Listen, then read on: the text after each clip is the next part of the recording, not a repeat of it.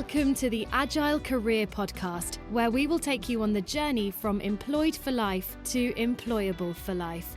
We'll give you the tips, insights, and strategies to help you build the transferable skills that you'll need. So let's get started. Please welcome your host, Gunther Richter. Hello, everyone, and welcome to episode 14 of the Agile Career Podcast. I'm really glad to have you all here today. As usual, we've got another great guest lined up, and as usual, also, we like to talk about diversity in careers and changing careers multiple times and being challenged in making those changes. And I think certainly Steve, who we've got on today, is testament to having gone through that journey a number of times and developed a number of transferable skills that have served him well throughout his career. But without further ado, let me welcome Steve onto the show. Steve, welcome. I'm really glad to have you here today. Hey, hi Gunther. Hi everybody. So could I, do you want to spend a couple of minutes just introducing yourself, talk a little bit about what it is you do now and, perhaps how you got there? Yeah, sure. It's been a many and varied journey. I currently work with my wife, looking after a young student who was born with spinal muscular atrophy type 2, which essentially means that he's permanently in an electric wheelchair. But as an inspiration in terms of what he's achieved at university. He started at Essex and spent a year in Lyon and is just completing his master's in Bath. So I kind of got drafted in and gave up my previous career in order to do this, because the last role I was in was essentially doing what a lot of people end up doing, which is working to make ends meet, whereas this is a vocation and provides a level of job satisfaction that some people don't ever get to realize. It's great that you've drawn that out, because I guess looking back in your career, there's always, I think for me, and having known you for many years, there's always been that element of people in the jobs that you do.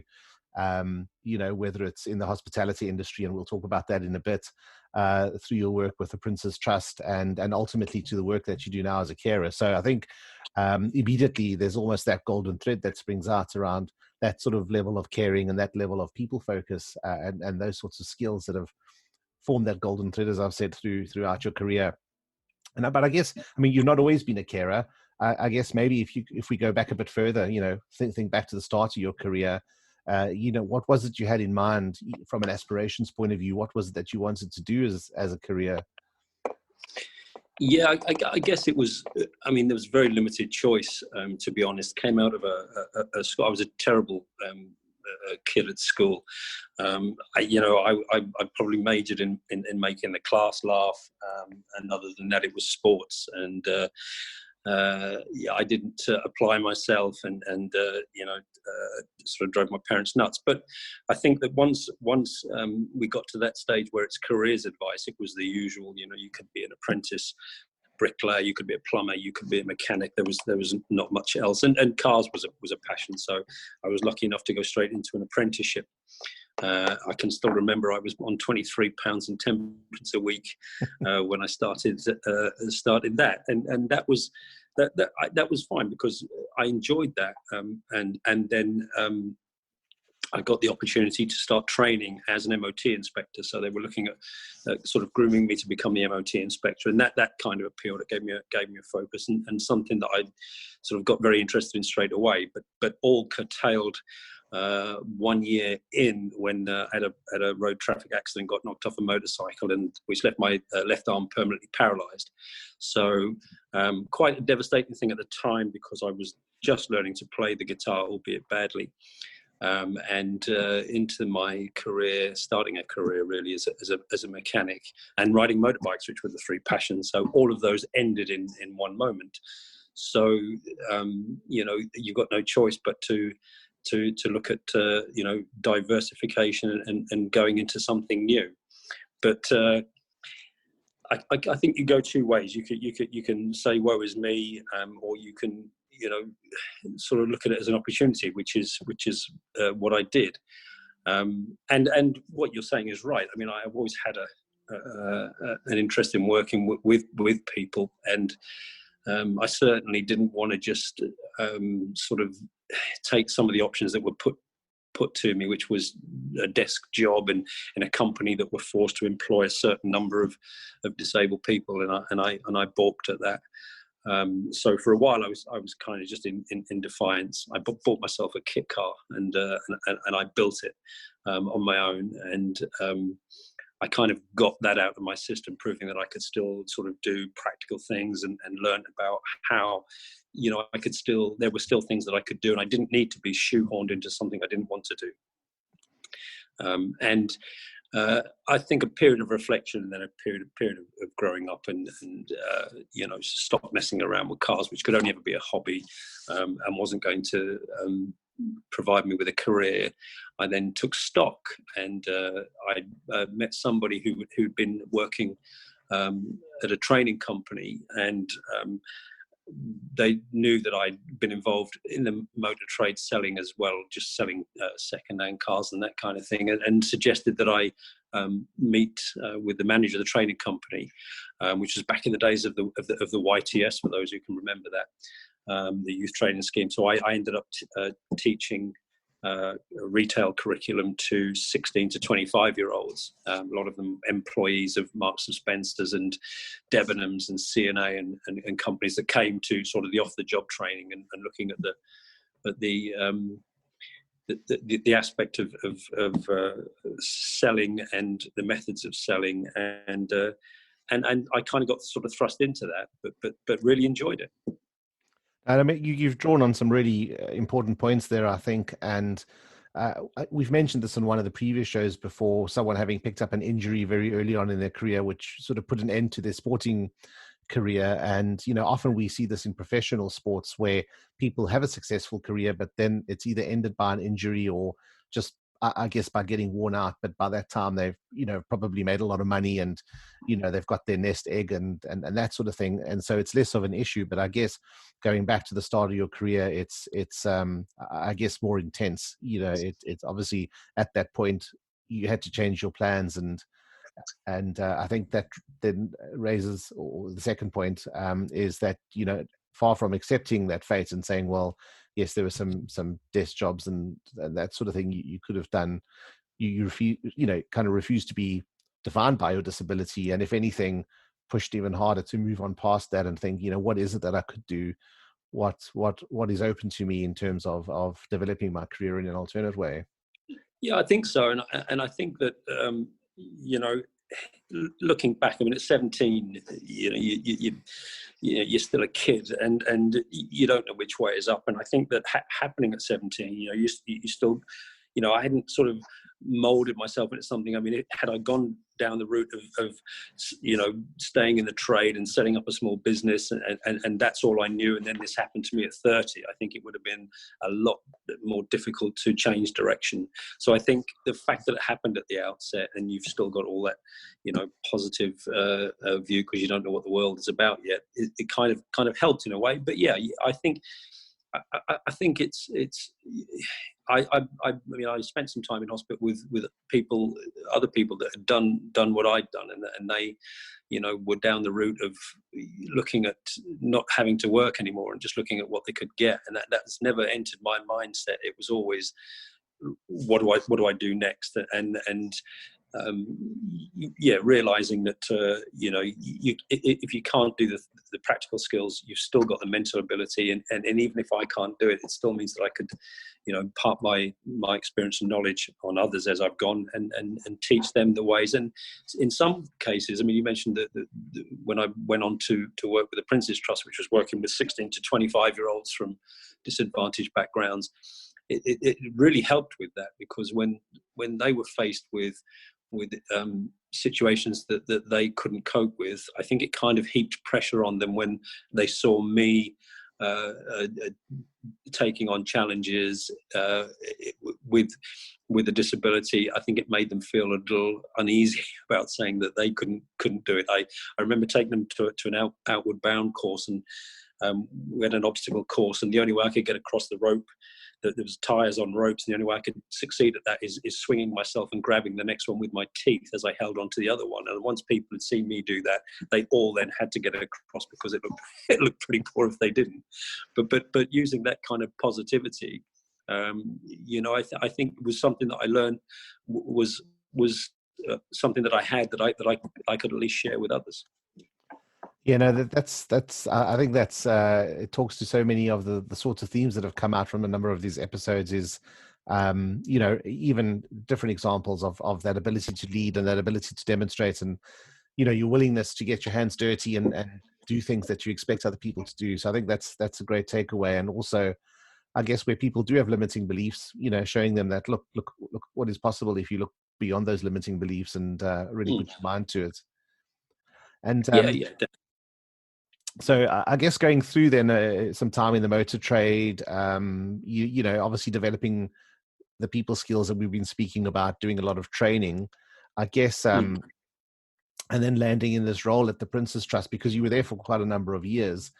When you landed in this role, I mean, what were your thoughts? Because, coming from perhaps a more technical environment, where was your mind when you landed this new role? It was very exciting, but also it was very scary, because I was mixing with people that were very foreign to me. I remember the first meeting that we had at the Prince's Trust office in Jockey's Fields in London, and there were a whole bunch of people around that were leaders of industry. And the Prince had this vision about this training program that he wanted to develop and wanted to roll it out as a national program. And these people had to assemble a team that could make that happen and pilot it. So it was great to be at the start of something that's still running now as a very successful training program. But yeah, I had to think on my feet, and I had to react pretty quickly, because I was put into situations that I wasn't comfortable with. But the program itself, I believed in so much that it was just a fantastic opportunity to get involved in contributing to designing a 12-week personal development program for youngsters, and then to go out onto the road and to help organizations become franchises for it and set it up and run it, and then to monitor the quality of the delivery so that we could standardize it across the country, and then to review it and improve it, and then to expand it. So I ended up sort of starting out as a direct trainer, delivering the training, to then going on to recruiting others to deliver that training, to then going on to monitoring the quality and carrying out annual quality reviews to ensure that the standard of delivery was the same, to the point of going out to major employers, private and public sector,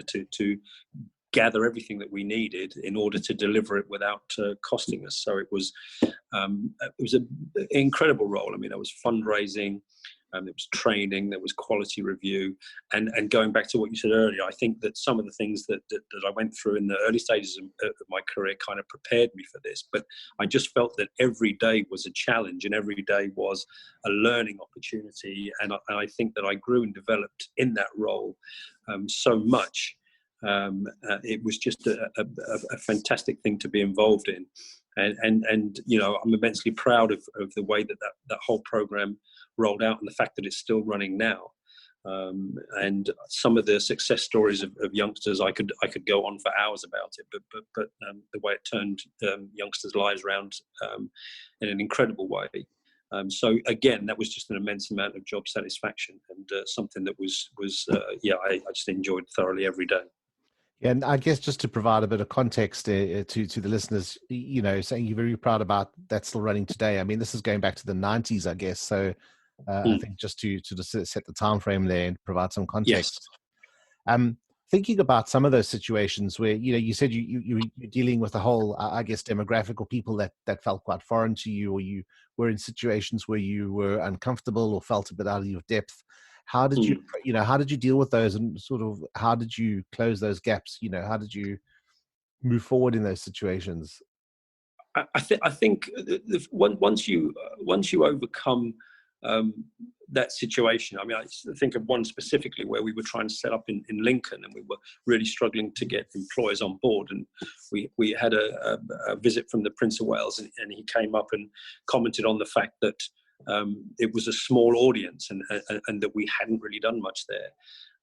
And then you're in a one-to-one situation saying to him, well, to be honest, sir, we are struggling to get employers to support it here.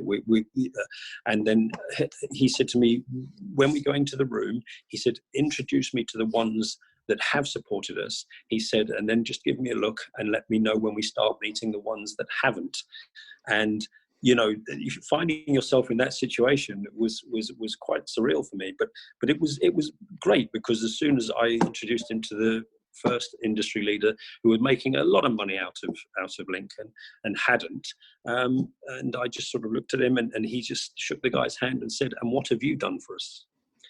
And then all the pressure was way off me then, because basically this guy was like, we haven't actually done anything for you yet, sir. And he said, well, you're making your living out, you should put something back. So I think closing the gap was, I think it was really about, once I got into a room with such a diverse mix of people, I knew the product. I knew the product so well, and I believed in it so well. And I think that the fact that what I realized was, if anything, the gap was theirs, because whilst they'd been industry leaders and they were coming and giving their time for free to support the trust, and they could open doors into industry that I couldn't, they didn't understand the issues with the youngsters, and they didn't understand the issues of delivery, and so they were then coming to me to close the gap that they had from some of these youngsters that had a pretty tough time and were born into difficult circumstances. So in a way, it just worked so well, because I think that there were gaps everywhere, and what we had was a real diverse mix of people with different backgrounds and different abilities, and that way the whole thing got pulled together. I like what you said there. You said, I knew the product and I believed in it. And I think that's sometimes difficult, because I guess in certain instances you're dealing in the intangible. It's not like selling a car and, saying, listen to the thud of the store and, feel how nice these leather seats are. I guess that helps you develop a whole lot of skills to help people imagine, their contribution to doing the good that they could be doing by being, benefactors, and describing the ways in which people's lives can change by them getting involved in things like this. Definitely. I think what you've reminded me, because I think one of the most satisfying parts of that particular job was the doubting Thomases that existed when I was doing presentations to Chamber of Commerce forums and business forums, and there were those that came forward and said, look, come and see me and tell me how we can help. And there were others that said, you can't do anything for these kids. These kids are out on the street and they're smashing up phone boxes. They're a lost cause. And they were the ones that I majored on, and they were the ones where I said, let me come and pick you up and let me take you out to a functioning team. Each team took on a charitable project. So they were going into hospices, for example, and they were building raised flower beds with bricks and all the stuff that was given to us by other companies that supported us and gave us stuff for free, gave us the plants, gave us the cement, gave us everything.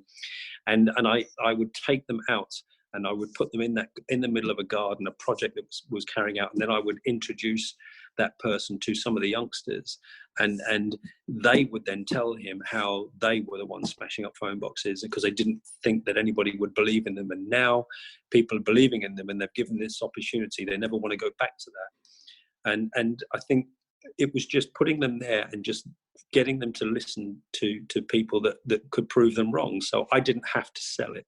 All I had to do was show them what we were doing, and let the beneficiaries of that work talk to them and watch them converted, and then watch them writing huge checks to help us. It was great. Well, it's brilliant. It's the same as developing that advocacy in the commercial environment. It's those customers who you want to become advocates. Those are the ones who sing your praises and recommend your products and recommend your business to their friends. And I think that's exactly the same approach that these youngsters were, selling the benefits of the journey that they'd gone through to better their lives and kind of move on from those more troubled times. So that's fantastic. That's really great. Looking at the Prince's Trust, I mean, it sounds like a fabulous job, massively rewarding. You were there for 13 years. So I have to ask the obvious question, why did you leave? And I know the answer, but I think, I really want to hear you describe it and share it with the listeners.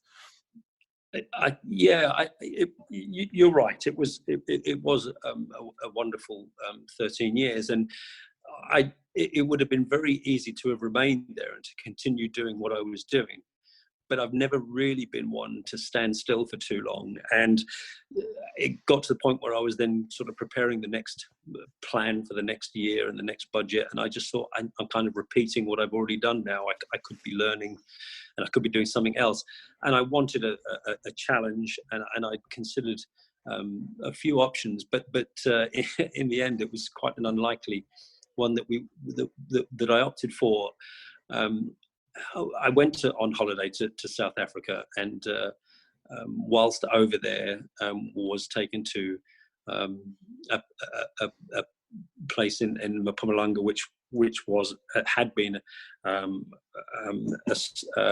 farm, an avocado farm, and had some cattle and whatever. But the guys running it were sort of at retirement age, and I just looked at it and thought it would be a great place to develop as a sort of weekend getaway for people in the cities of Joburg and Pretoria, and try and just see if it was possible to relocate to another country and to start a business and to run a business, and everything about the challenges, particularly with some of the obvious issues in South Africa. It seemed reckless, but at the same time, it just felt like something that I really wanted to do.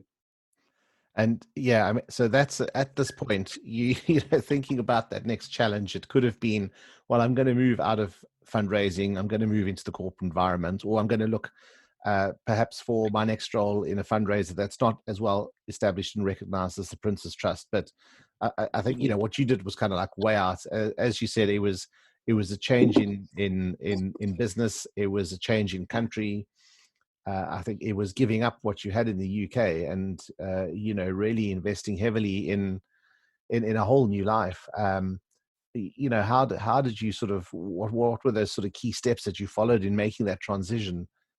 I think so. So after the holiday, you know, it's quite a common thing. People go on holiday and say, "Hey, I could live here." So to get beyond that, what I started doing was just sort of sketching out what I wanted to do for it, what the aims were, how we could develop it. I mean, in the end, what it was a 320-acre piece of land with a couple of houses and a couple of trout dams, and the idea was to really sort of turn it into a small game farm for visitors, and build some chalets and build a pub, and loads of ideas. And we went back to make sure that it wasn't just something that was a whim that wasn't achievable, and started meeting local people there and started talking about, you know, what if we did this, and getting to know the kinds of people that we would have to be in business with, suppliers, etc., etc. And the more that, you know, I started meeting people, and the more it started to become a firm plan. And we just kept saying, what are the reasons we shouldn't do this? Well, sure, it was a risk, but again, it was exciting. And in the end, I gave up just looking at the reasons not to do it, and because you can come up with a lot of reasons not to do something, but if you're all in and you commit to something, and you believe in what you're doing, and you believe in yourself and your ability, then give it a go. Even if it fails, you'll have learned something about yourself, and that's the way I viewed it. And so the commitment was there, and the drive was there, and it was an incredible experience getting the whole thing up and running, and then seeing it develop into what it did. And thinking about that move, and, you know, what were the immediate skills that you'd grown in your career till then that those landed so well with setting up this new business in a new country, what were the key skills that jumped out? I think that firstly, I think what I term the softer skills. I think that having a genuine enthusiasm for what you're doing, having a warmth for what you're doing, in your approach to people, and sort of respecting, you're kind of parachuting into their environment to do something that I had as an idea, but to include them and consider a complete change of use for a piece of land. But further on from that, it's just having those. I think it's the ability to sell what you're doing. I mean, I don't like the word sell, but we all do it. And it was selling the idea to people that I felt that we could work with, people that we could partner with, and people that could help us, and people that would become customers. So I think a lot of it was about that drive and ability to sell, but also not to be too pushy, to know when not to sell, if you know what I mean. Yeah, not to be seen as that shiny shoe salesman. Exactly that. And thinking about the skills that you might have noticed you were missing, I mean, it's a huge transition. It's a totally different business, as we've said. What immediately sprung to mind when you thought, how am I going to do this? I really don't know this thing or that thing. Were there any of those moments of panic? I think regularly, especially when I'm putting a budget together and putting a plan together and putting a training plan together for the people that were going to work with us. All of that was kind of stuff that I knew, so I was comfortable with that. But I also knew that it was people that we could interview and we could say yay or nay and hire and fire if they didn't do it. Whereas this was completely different. It was a family-run business, so that's a whole other a skill set required to work with family than just people that you can hire and fire. So I think that was something that took time to develop, and then the fact that we were employing local people. I mean, one of my favorite things was that we were the only English family in the area, and there was only one Zulu family in the area, and they felt outsiders and we were outsiders, and we ended up employing them, and it was just such a nice union that we could sort of understand where each other were coming from, even though our backgrounds were so far apart. But that helped, and that helped generate some loyalty. And I think for me, it was just being aware of that and how to develop them. But having said that, I mean, I would say that, going in with the mindset of I've got to teach them this and I've got to teach them that. I mean, it quickly became evident that there was a time to stop teaching and listen, because they taught me so much, particularly the Zulu guys that were employed. They just taught me so much about ways that you can get things done, and just the way that we always knew, and the ways that they'd grown up with.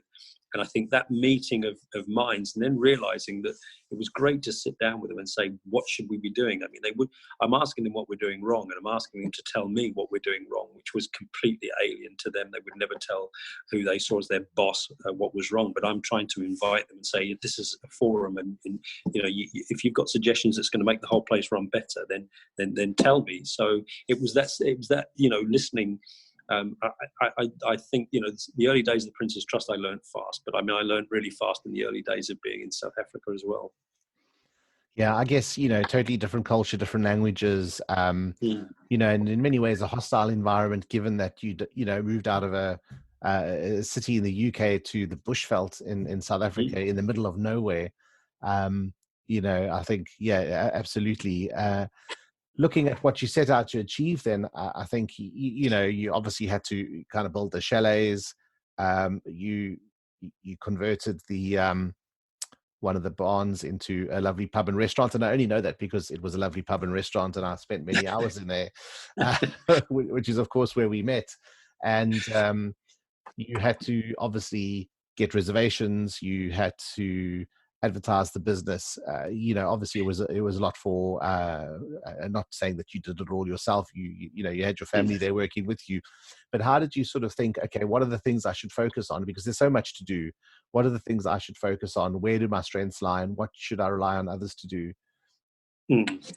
Yeah, that was getting that right was key, and being flexible and changing things when things didn't necessarily work out. I mean, the obvious challenges were, coming from a country where we were working online and everything was just set a website up and away you go, and then you get to rural South Africa and you look at the internet coverage and it's just not that straightforward, and so you've got to go back in a way to ways that were old to us but were still effective there. So modifying your marketing plan and how you marketed and I think that was a huge learning curve, and also your tolerance and frustration of the fact that things aren't how you want them to be, and then sort of feeling, well, you should have seen this coming. So then you get, like you said, the panic and the self-doubt, but you work around it, and you adapt to your surroundings, and you start looking at the team of people that you've got, and particularly with the pub. I mean, it was who you had behind the bar. When you had different groups of people in, you could rotate the people because they were better suited and better at dealing with them, and appealed to the people that were in there. And that was always enjoyable, challenging, but enjoyable. So I think it's really about having that ability to not just put your plan forward because that's the way you've done things in the past and that's the way that's been successful, but being able to recognize that maybe it isn't, and to adapt it, and to do that on the hoof, really. Yeah, so that adaptability, I suppose that's one of the key, I guess, transferable skills. And I think many people suffer without the ability to adapt, and having the ability to do that is really good. And I think supports so many different types of careers. Whether it's consulting or setting up your own business or dealing with the unknown, dealing with risk and those sorts of things. I think it's a great skill to develop. Looking back on your time there, and perhaps giving advice to someone who was wanting to make as big a move or start their own business in as big a way, what are the sort of key bits of advice that you'd give? I think the first thing is, if you've got an idea and you believe in it, don't try and talk yourself out of it. As long as you research, and as long as you cover all bases, and look at the worst case scenario and work back from that. But also consider that if the worst case scenario happened, what would you do in that event? And I think once you've done that, then you can work back from that, and then just pour yourself into it. And if you've got an idea and you believe in it and you believe in your ability to deliver it, then for me it's just go for that. And if you're not going to, look at what the alternative is. Although I did have a great time at the Prince's Trust, I didn't want to do that for year on year on year and wait for my pension to kick in. Giving up the company car and all of that. I just felt that the world was a bigger place, and there's more to go and see, and to see how far you can push yourself. And when you get adversity, how do you deal with it? Because I think each time you find yourself in a situation like that, you're stronger for it, you're more experienced for it, and it's just looking at what's the next chapter. Yeah, no, and I think adversity is definitely a good description of many of the instances you faced. The poor broadband or lack of internet, the bar being broken into and your stock being stolen. Sorry. Difficult customers, difficult employees, all of these sorts of things. And I guess you have to deal with all those kind of things, and you've got a business to run, and you just need to make it work, and not give up. So that's a good point there. The other interesting thing that as you described it sort of sprung into my mind was, often people think that entrepreneurs or people that start their own businesses are very open to risk and are very risky type people. But exactly as you described it there, I think the opposite is true, because you said, do your research, think about the worst case scenario, think about the risks involved, think about what you're going to do to mitigate those risks. And if anything, people starting their own businesses or going into an endeavor like that are probably risk averse in the sense, because they're putting the necessary preparation in place to make sure that those worst case scenarios don't happen. Yeah, I agree with that, and I think that if you've got that level of planning in place, it looks like you're taking a risk, but if you've thought it all the way through, then actually it looks like a big leap, but that's taking the leap. That's the first part of it. The rest of it is you've planned it through. So in all likelihood, it will work out if you keep driving through everything that you believe, but are adaptable if something doesn't work out, and having plan B. And I think that's just about your own enthusiasm and your own ability, and remaining positive. I think is because, like, as you say, there are challenges, and you look at it and think, is it all worth it? There are times when you think that, but if in the end, the long game is there, and you're enjoying what you're doing. I mean, I can't stress that enough. I think if you're enjoying what you're doing, a lot of people never get to enjoy going to work, and I think that it's a luxury if you have that, despite the challenges. And even the challenges can be enjoyable if you're constantly looking at ways to work through them. Yeah, that's a great piece of advice about, I think, having, I guess, not the luck, because you made that business and you made that role, but I think having the opportunity to enjoy what you do. So not having to work because you have to, but work because you want to. And I think if you can find something that ticks those boxes, that's amazing. I think one of the Gunter, and meeting incredible people. I mean, we had the standard visitors book, and I think at one point, only after about 2 years, I think we had 26 different nationalities had come through the doors with stories to tell, and just that alone was just incredible to have such a diverse customer base coming through the door who I asked for advice on what they thought we could do better all the time, and got so many ideas from that. Cheaper drinks, longer opening hours. They were just yours. I didn't even know there were business hours when we were there. It's the pub was like a time machine. So there were many great hours. I think spent at the Black Eagle. It was a fantastic place, and I guess as with anything, you sort of, there was a time to move on, and time to close that chapter. And I think after it was about 10 years or so, you took a decision to move back to the UK. Thinking, how do you possibly top this adventure? How was that move? Making that again a big transition. It wasn't moving into the bushveld. It was moving back to civilization. That was difficult. I mean, especially when you consider the currency of where you were moving from and to, and so again, we knew that it was going to take a long time to get through that, to get level, and then to get ahead. But I think it comes back to what I was talking about earlier, is having sort of made such what seemed like drastic changes all my life, and constantly moving around and never really settling in one place for a while. I think, as I said, each time you make a move, and each time you take on something that's completely new and to a certain degree a risk, doing it again just becomes easier.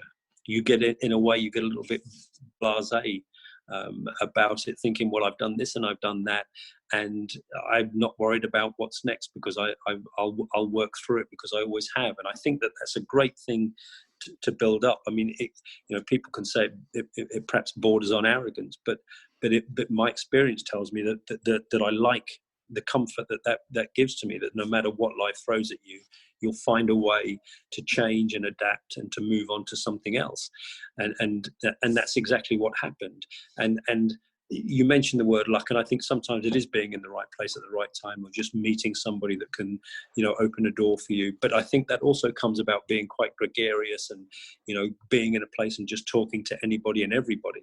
And I think that in itself can provide you with opportunities, which I've often found.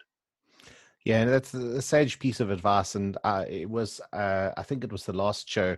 One of the words of advice from my guest was, if there's an opportunity presented to you, to take those opportunities. Don't let them slip by. In many ways they'll shape your career or shape your life. And so that's, I think that's really good advice. So moving back to the UK, then it was, I guess the thinking was stay in the let me try that again. Sorry. Stay in the hospitality industry. Yeah, initially, for the reason being that if you, so we looked at what we need. So you need somewhere to live and you need a job. Well, the hospitality industry often provides that. You take a pub over and you live in. So that's pretty much what we did, and that gives you time then to, take stock. You've got the basics. You've got shelter. You've got an income. And it's in a way, that way was pretty straightforward, even if it meant that you don't get exactly the pub that you wanted or the business that you wanted. You just get your foot in the door, and then you sort of do what you've got to do to make ends meet, and then you look to move on. And we used that as a stepping stone. Because we were quite undecided about what to do long term. So in that event, what we did was we took short-term plans and took a short-term lease on a pub, and just thought, let's just readjust to the environment that we're back in, and then look at what we want to do long term.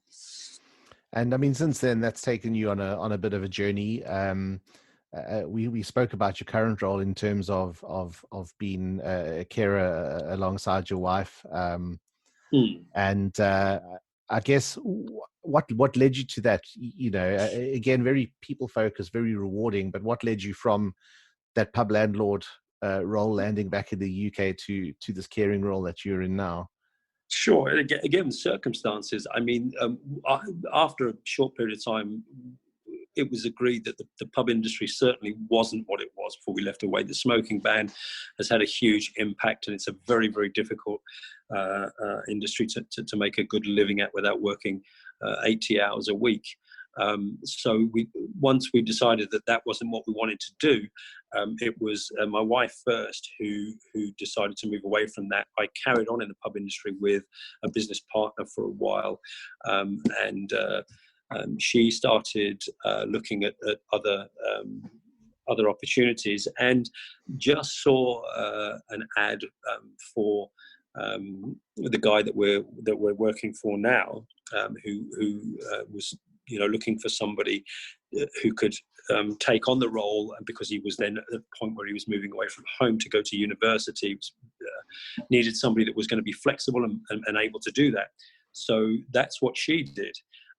And while I carried on doing what I was doing, that got more and more intense, to the point where he applied to go to Lyon University, which meant that she was going to go to France full time for a year, which was great. And they sort of started doing that. So I was over there 3-4 times visiting, but carrying on. No longer in the pub industry, but I took a job as an assessor, and then got a job as a quickly assessing assessors, which if you want to talk about that a bit more, we can. And I was doing that, and then when he came back and finished the year in Lyon, wanted to do a master's degree at Bath University. The only way that he could really do that was to, be away and to sort of live in. So it was at that point where we sat down and said, well, let's just do that.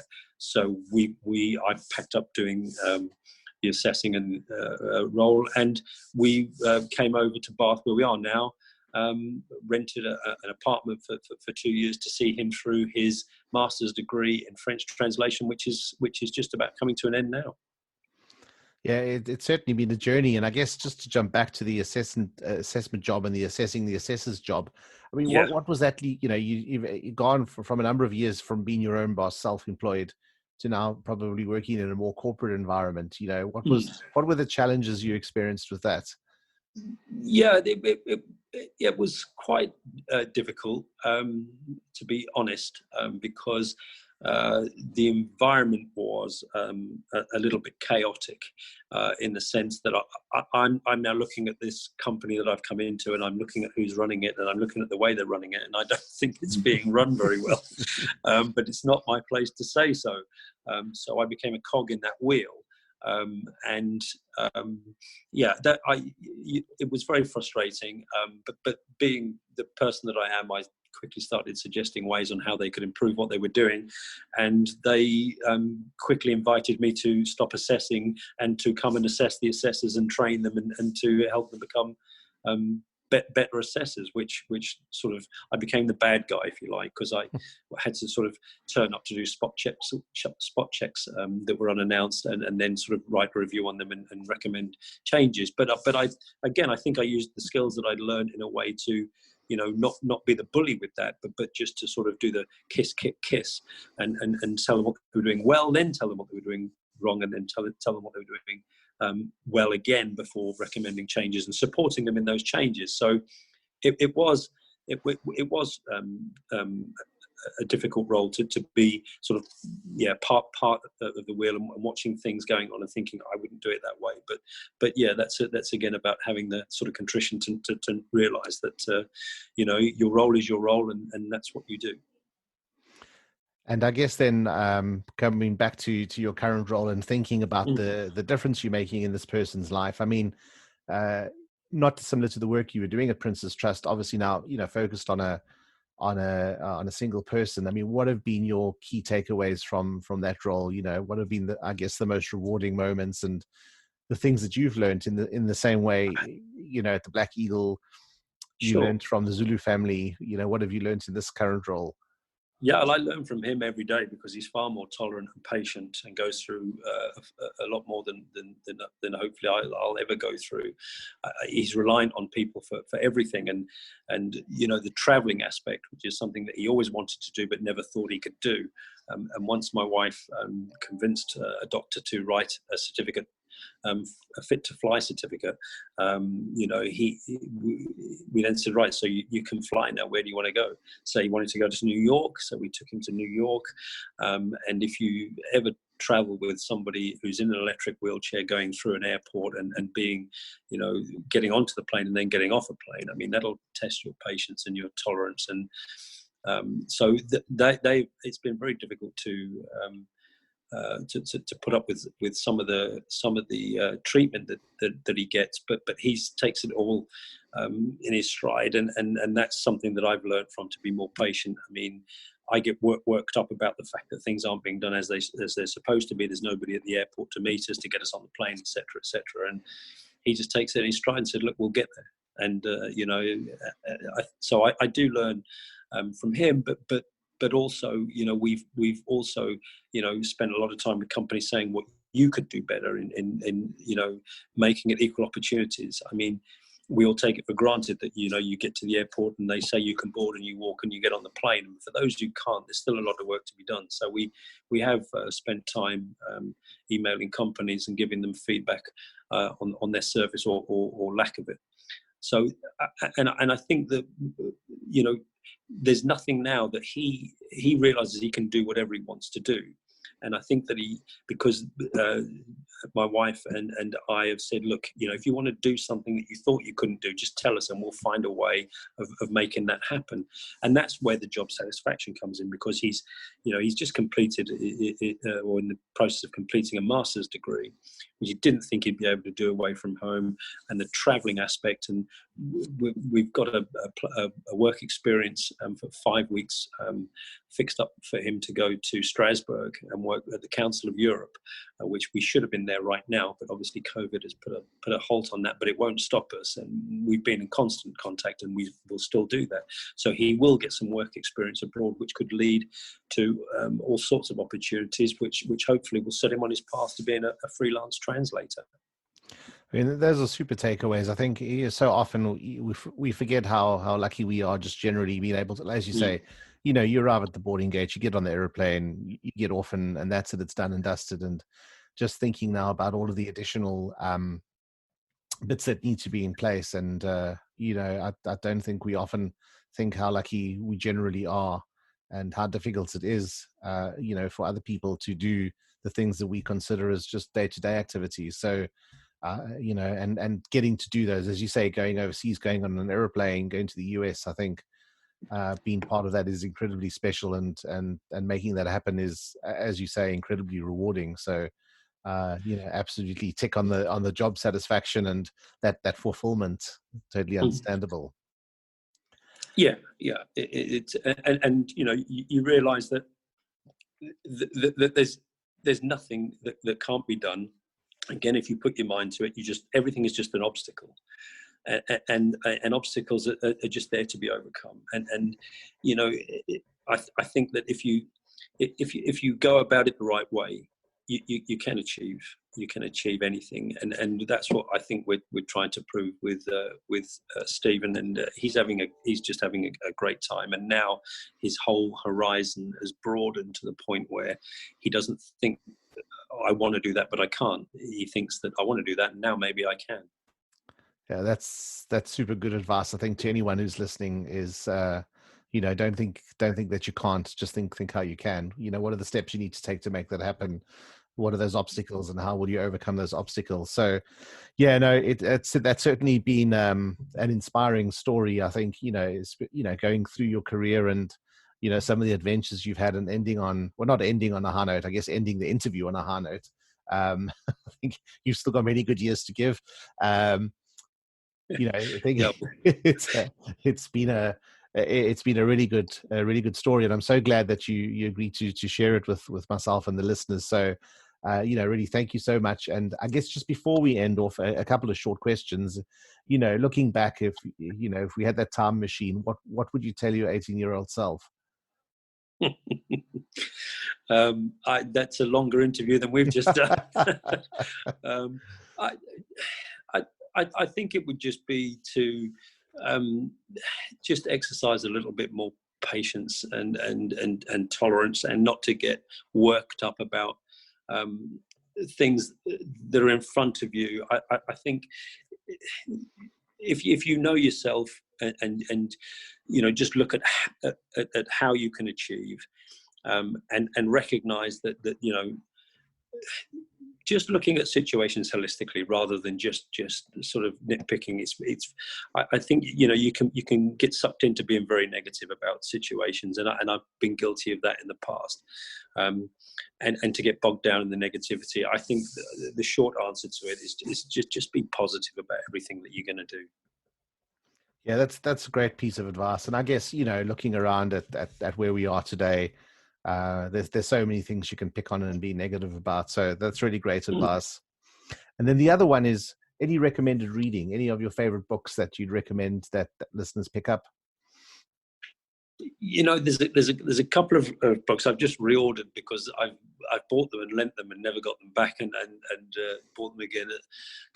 They're short books by Richard Bach called Jonathan Livingston Seagull and Illusions.